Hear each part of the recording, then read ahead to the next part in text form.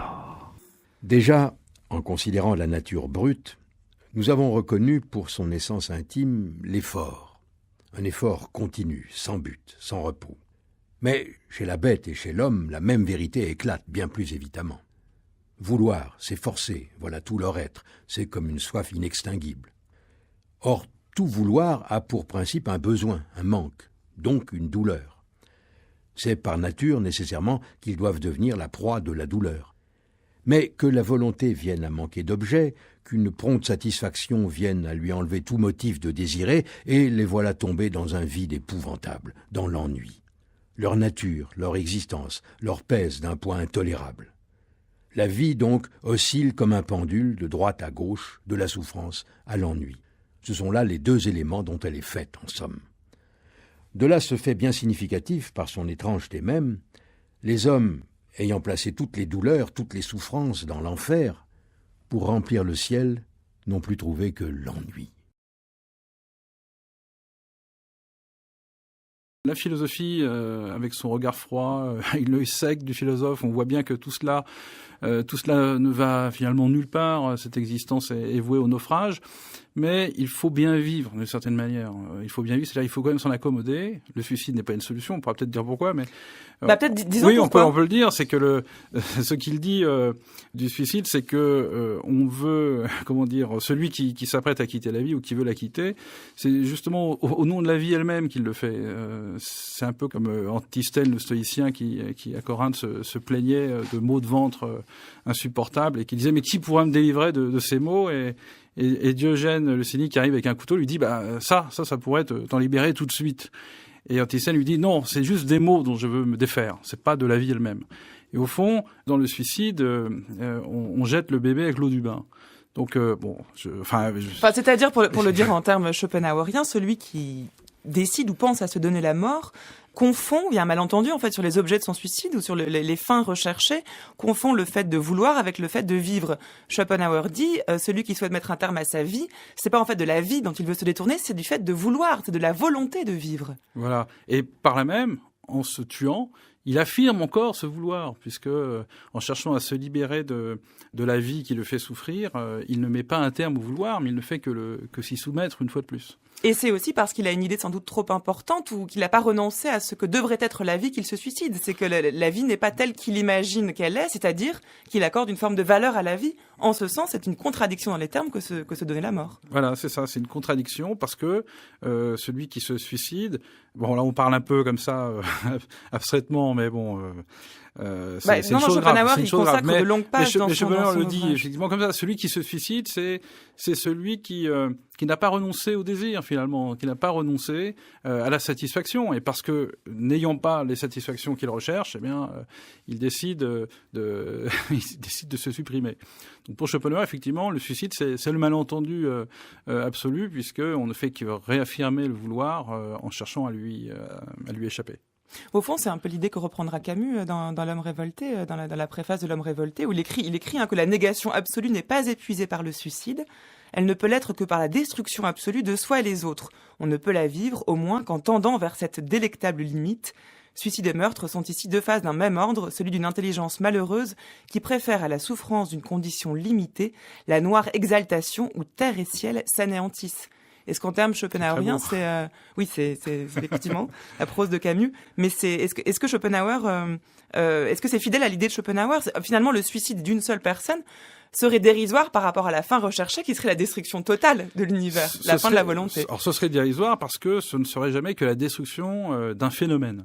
C'est-à-dire qu'au fond, vous avez déjà dû en parler, il y a cette volonté qui est l'essence du monde, qui est une volonté absurde, qui ne veut rien, qui traverse toute réalité sur un plan phénoménal. Donc l'individu, lui, n'est qu'un des phénomènes de cette volonté, et en cherchant en supprimant un phénomène, on n'a jamais supprimé la chose en soi, vous voyez, dans cette perspective-là.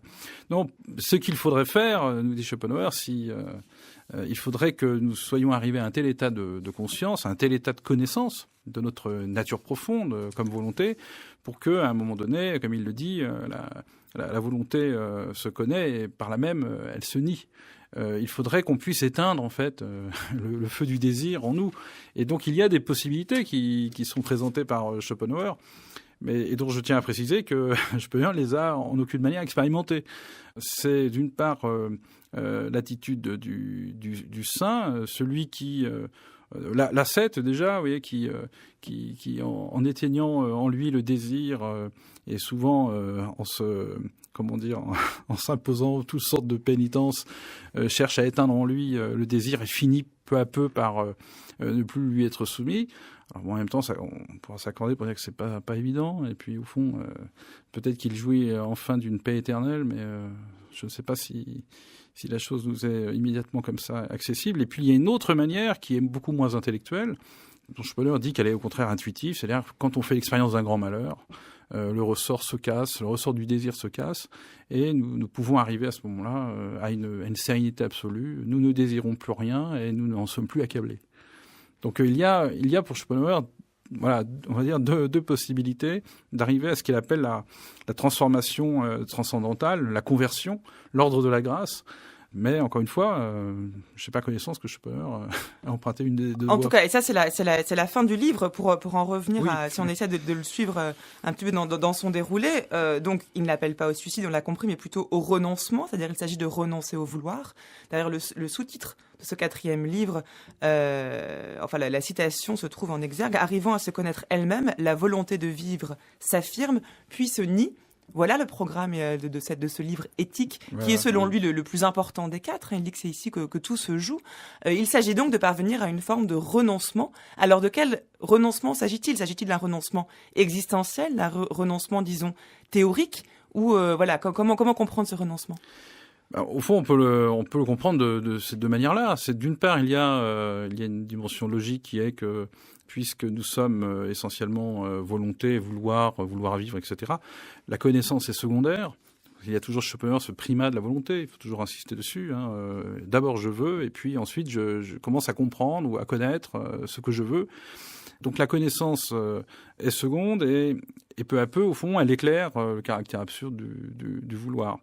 Et en s'éclairant elle-même, eh bien, la logique voudrait que elle s'éteigne, elle s'annihile dans cette confrontation avec elle-même.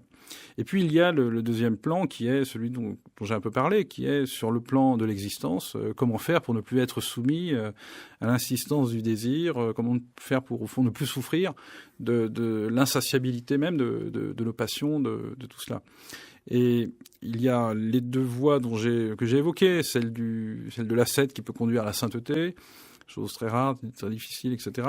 Celle de une conversion plus brutale, quand on prend conscience que tout est vain, qu'on ne peut finalement rien faire, je sais pas, une maladie en phase terminale, le condamné à mort qui monte sur l'échafaud, et il se débat plus, comme si le ressort était cassé, comme si au fond la volonté ne pouvait plus, ne trouvait plus moyen de s'alimenter. Mais il y a une autre voie, et puis finalement qui est la voie de s'accommoder des choses à chaque fois en essayant de se tirer d'affaire le mieux possible. 1, 2, 3, 4.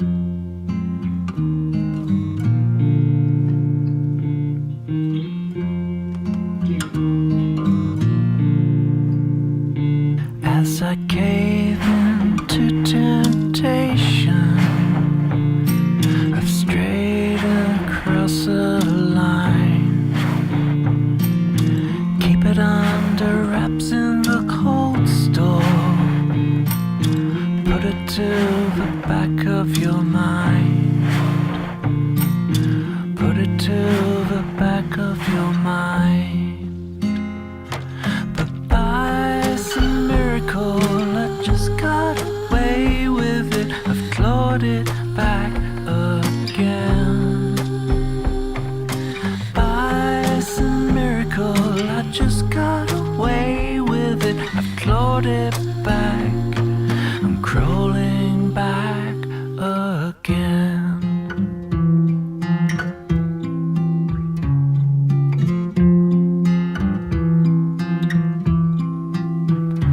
There's a black dog down in the basement.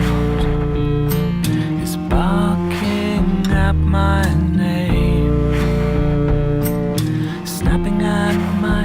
when I fall